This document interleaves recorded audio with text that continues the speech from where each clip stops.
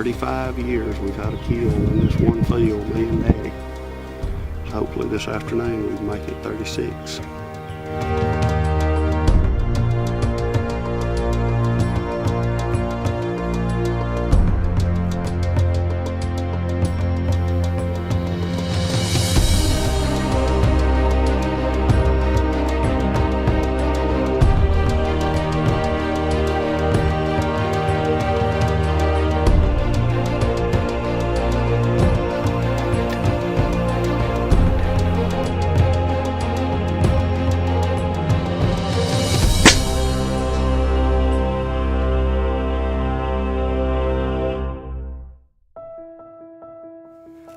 One of the neatest things that I've done in a long time when it comes to hunting is started shooting an air rifle. Casey and I started using it about 3 years ago doing hog removal work, and it's legal to harvest a deer in Alabama with an air gun now if it's larger than a 30 caliber. This is a 357 caliber Benjamin Rogue, and I'm telling you, if a deer gets within 100 yards, they can just forget it.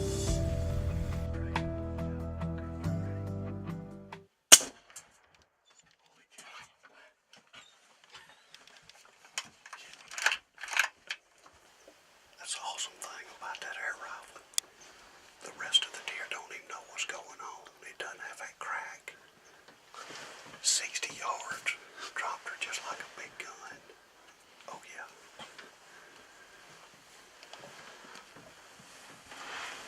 There comes a little buck. That makes 36 years. Oh yeah. Started testing out some different bullets this year. This one right here is a 143 grain ballistic tip that Nosler makes.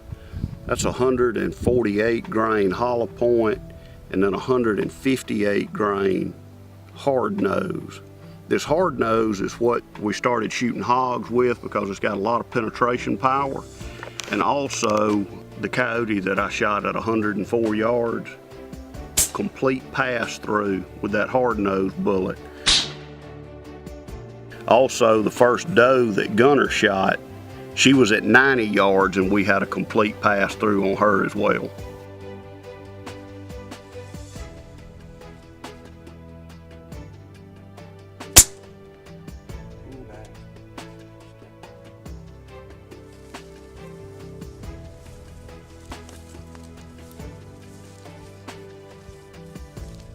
But really, what was that, 82.5 yards, Yeah. about what we had her. Yeah.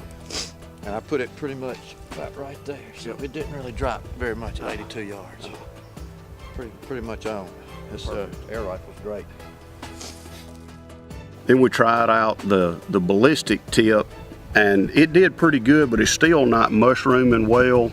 Shot a couple of does with it, but I'm telling you, this 148 grain hollow point, unbelievable. That's what it mushroomed to on a doe that I shot right behind the shoulder. It broke one rib going in and lodged in the skin on the opposite side. It's one thing about this gun now, you've got to be precise where you put it. Furthest I've shot one's about 100 yards. I'm comfortable out to 110. I've got this gun sighted in dead on at 80. It's about 4 inches high at 40 and about 3 inches low at 100. The scope's got mil dots in it, so it's just like a long range shooter with a rifle. As long as you know what the ballistics of that gun is and you've got a good range finder, then it just becomes how precise a shot are you.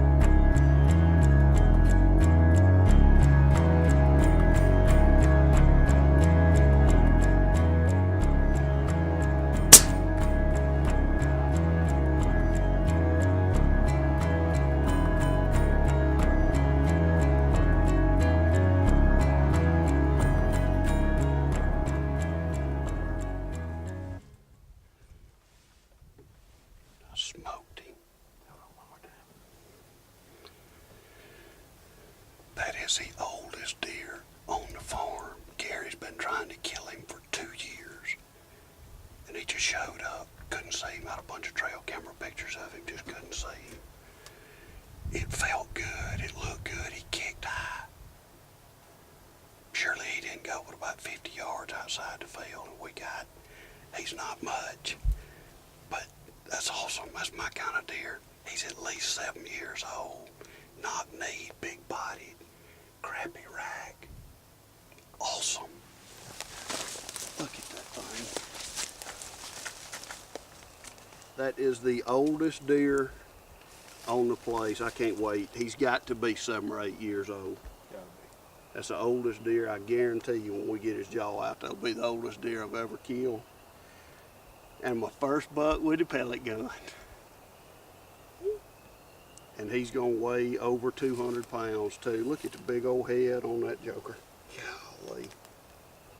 Now the way we refill the gun is we just got a 3,000 pound scuba tank. Crossman sells tanks, but as much as we were using them with our hog control work, we had to have something that carried a little more volume.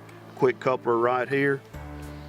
Just release the valve slow. You can hear it click and it's charging up. We put about 3,000 pounds in there.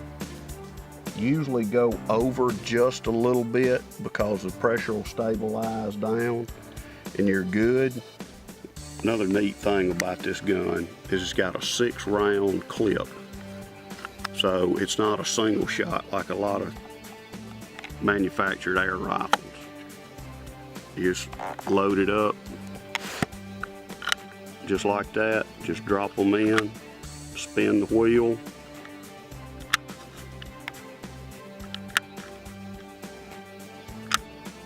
And you've got a clip loaded up and ready to roll. You can take a spare one and just put in your backpack. It's real easy. You've got the gun upright, have the bolt out. It just slides right into place. Move your bolt forward, it's ready to fire. Well, this is just another thing, the way I look at it, for your deer management toolbox. We've killed deer with bows, we've killed deer with muzzle loaders. One thing I like about this gun is if I'm harvesting antlerless deer and I don't want rifles banging and popping all over the place, you can take this, and if there's a bunch of deer in a food plot, you can shoot, and because it doesn't have that crack, now it's not completely silent, but they're not used to what it sounds like. So you shoot and the deer do not spook. You can have a deer down in the field and the rest of them don't really understand what's going on. So in the case where you can harvest multiple deer in an afternoon, you can do that without spooking up the place. So it's an excellent tool for harvesting antlerless deer on food plots when you don't want to spook the whole property.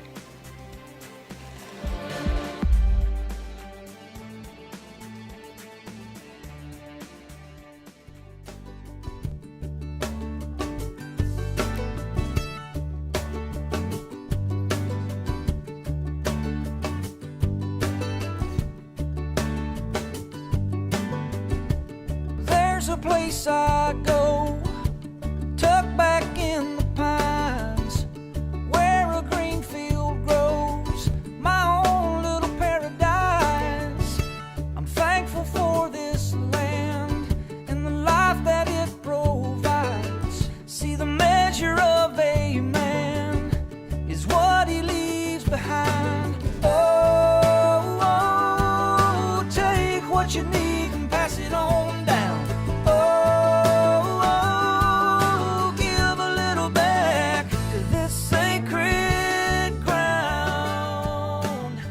Sometimes you just got to get on old Chucky. Let him loosen up a little bit. I am what I am. If you sit me down, I'm gonna talk like this.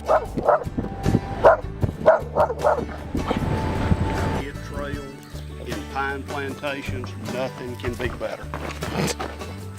That'd have been good if he hadn't just bulldozed the camera.